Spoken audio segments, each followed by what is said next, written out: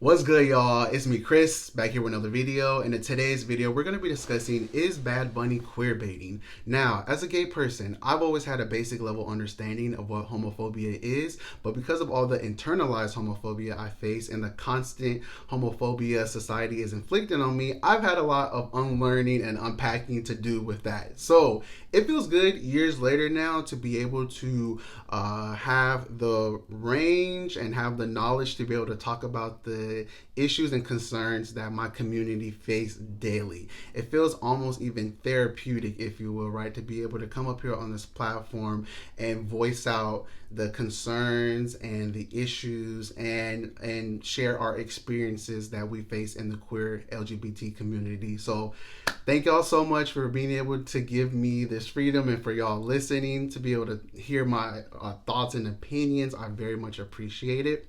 So today's video, I want to talk about Bad Bunny. Bad Bunny is a 25-year-old Puerto Rican rapper. He was featured in Cardi B's hit single I Like It along with J Balvin. He also collaborated in a song with Drake titled MIA or Mia.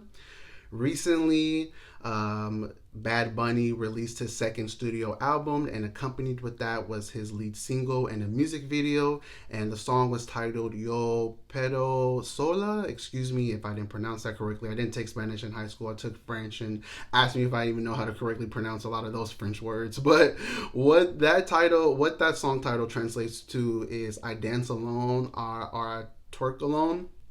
And in the video, Bad Bunny is dressed to down in full drag. He is in two outfits. One is a red leather outfit. It's with stiletto boots and in a mullet wig. The second outfit is a two-piece matching set. It has a floral top with spaghetti straps. It looks really freaking good. He looks stunning. He sold all of those looks to me. It's a great message of the videos, just talking about women's autonomy in social spaces, i.e. a club or a bar, just talking about you need to ask for consent if you're looking to dance with me. And then sometimes I'm not even looking to dance with you. I came on my own will with no other type of agendas except to have a good time. Sometimes I'm not even looking to engage, and y'all men need to respect that. It was a great video, great messaging. I loved it so much. So the question is, was Bad Bunny queerbaiting in this video? What is queerbaiting? So the definition of queerbaiting is essentially using sexual ambiguity to tease an audience.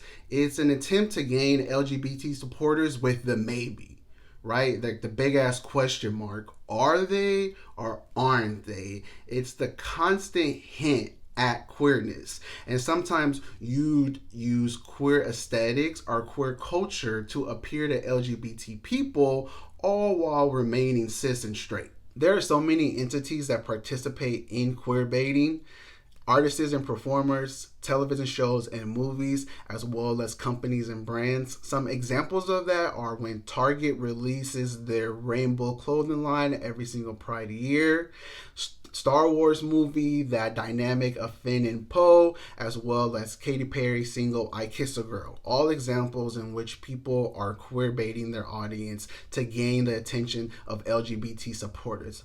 So now the question still stands: is Bad Bunny queerbaiting? Is he intruding on a space that's not his and gaining attention for it? Let's break that down. From my observations, I personally don't think Bad Bunny is queerbaiting. For one, he's straight. He has a girlfriend. He's made that be very known. He's never shied away from his sexuality in his straightness. A big part of queerbaiting is keeping the sexual ambiguity. It's always holding on to the question mark, right? It's dodging the questions or trying to redirect the conversation to keep your sexuality unknown. You want to be able to keep you thinking that they are anything other than straight. And he's constantly said, no, I'm very much of straight man, but I don't want my existence to be focused on my sexuality. I don't want that to negate the artistry in which I exhibit. So To me, Bad Bunny is just simply using his privilege as a straight man to dismantle any anti LGBT bigotry in the Latinx community. When I hear Bad Bunny talk about LGBT issues, I'm sure as much as the queer fans appreciate it, he's not talking to us.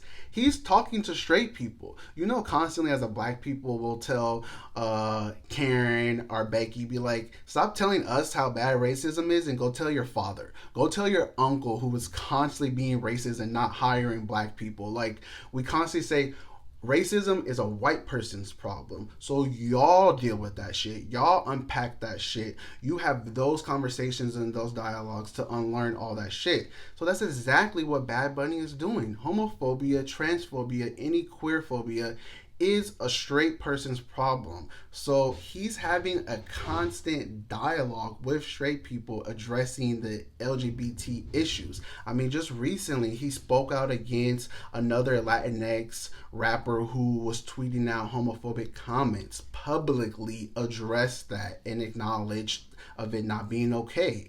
He went on the Tonight Show with Jimmy Fallon and wore a t-shirt that had the name Alexa of a slain woman who was killed in Puerto Rico because she was trans.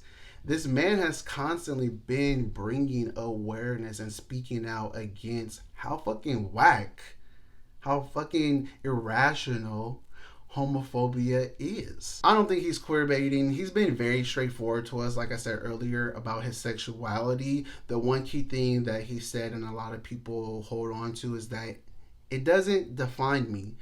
And for me, that's not code for, oh, I'm curious about being queer. To me, it's the same message that queer people have been saying for decades, is that our sexuality is not the totality of our existence. So why are you reducing me down to that? Bad Bunny's message has been simple to me. He's been saying this whole entire time is that why are you letting my sexuality limit my gender expression? And I'm so down with that message. I am down for someone with the privilege and the huge of a platform that he has to be able to come in and dismantle any anti-LGBT rhetoric. I'm with it. The problem for me personally is the ways in which cis and straight people have been praising him for having these conversations and expressing his gender as such. Because, listen, let me tell you, every single thing that a straight man feels comfortable doing is because a queer man did it first. Every single thing that a straight man feels comfortable doing is because a queer man did it first. Even more specifically, a queer feminine man. Queer feminine men have set the blueprint for the progression of manhood. They have set the foundation. They have laid out the blueprint in which we have progressed in our manhood. They're the ones who will face the most violence and are the least protected, right? They're the ones that put themselves out on the line and express themselves freely and will also experience the most violence. There are queer feminine men rappers who have been doing this for decades that will never get the same acknowledgement as cis straight men, even though they've laid the blueprint, the foundation for straight men to feel comfortable in expressing their gender freely.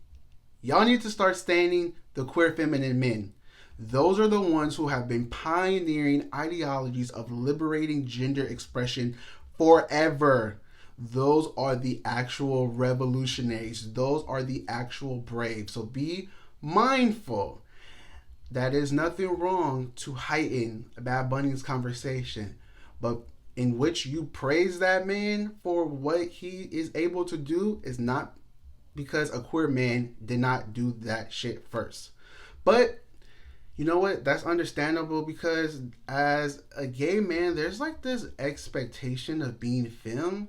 It's not seen as jarring. It's almost seen as normal. So what we do as queer people is not seen as extraordinary because it's expected of us. It's the same parallel, right, in which you'll see a white person get really praised for being able to sing black, dance black, have rhythm, to be in tune with anything with blackness. But a black person will be hollering their lungs out on the subway in New York City. and people will just breeze by them because that is expected. You expect black people to have talent. You expect black people to sing. You expect black people to dance. You expect black people to be have rhythm. So I understand that in which queerness has been shown and expressed, a lot of times it may not seem as jarring. It's more of a spectacle to see a straight man explore their selves outside of the societal norms that's been surrounding around manhood. There's more eyeballs. There's more alluring to see a straight man evolve. Just make sure that you stand queer men because we've been doing it first, okay? I just wish that there was more cis straight black men rappers that would dismantle anti-LGBT rhetoric in the hip-hop industry instead of the daily violence that they inflict on us. Lil Bootsy, Waka Flocka. That's what I would want to see more of. More of these niggas giving a fuck about us. If anything, y'all niggas need to be looking at Bad Bunny as the go-to motherfucker. He is the one that y'all need to be looking at, in which y'all want to liberate the black people, because a part of black people are black LGBT people. So no, in conclusion, what I think of Bad Bunny doing is progression. It is him using his platform and his privilege. I think that since it's not the societal norm to see a straight cis man wearing drag, it gets a lot of eyes. But just to be mindful that we did this shit first and give credit where credit is due. All right. All right. That's all the thoughts that I have on this video. Please leave your comments below. I would love to hear. When I say that, I genuinely would love to hear what y'all think about the topics. Please give this video a thumbs up. Subscribe to the krisbeknowin family. And I will see y'all in the next video. Bye.